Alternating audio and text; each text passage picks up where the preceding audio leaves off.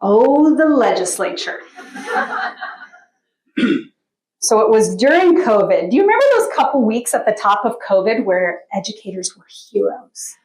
We needed to make $1 million, and parents were like, my kid's awful. I don't know how you do this all day. And it was amusing for a little bit. And then how quickly it turned. It didn't last long enough, did it? How quickly all of a sudden we were the enemy. Well said. They were mad because schools weren't open. They were mad because masks were mandated. They were mad because we were hybrid. They were mad because their kids were being brats because they were pent up. They were mad. And we were a target.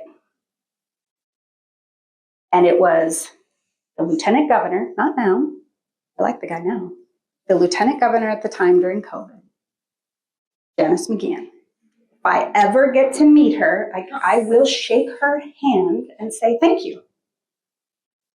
Showing me that I needed to go there. It was her nonsense of accusing us of being Marxists, communists, indoctrinators, doing all these horrible things to kids after we had just been quite literally killing ourselves trying to reach our babies, trying to support our families, trying to teach curriculum, trying to keep our own sanity, trying to keep our families healthy. There she, right? I sat in that space of, what am I going to do with this?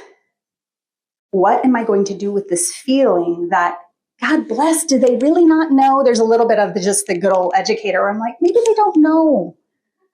Maybe they just don't know what we do. Maybe they needed a teacher down at the State House to help bring context to what we do. Who we are, what we stand for, who we serve, and then also the relationships.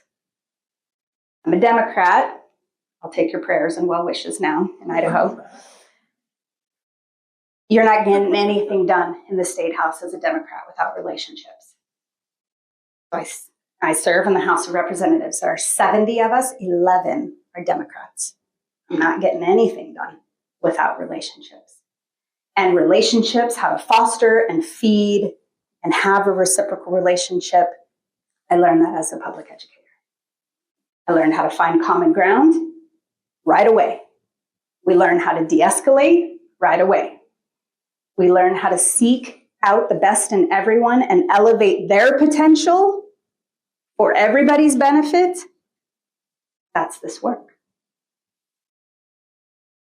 And some days are brutal. That's a picture. The late Sue Chu. She passed away recently. She passed away of pancreatic cancer. Incredible woman. Quiet lion.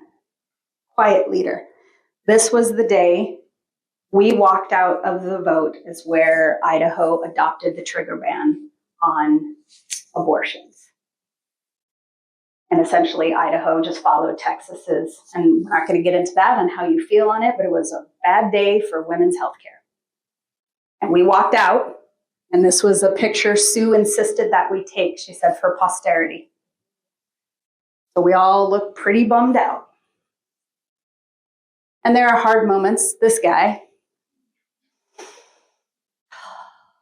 right? The library bill. This gentleman, the guns in schools bill.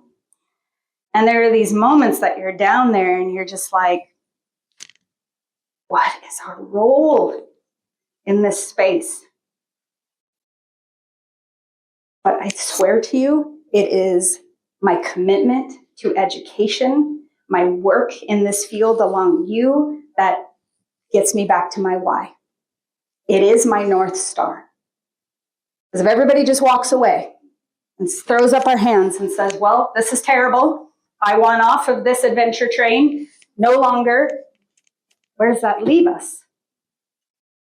It's when it's hard that our character is called upon.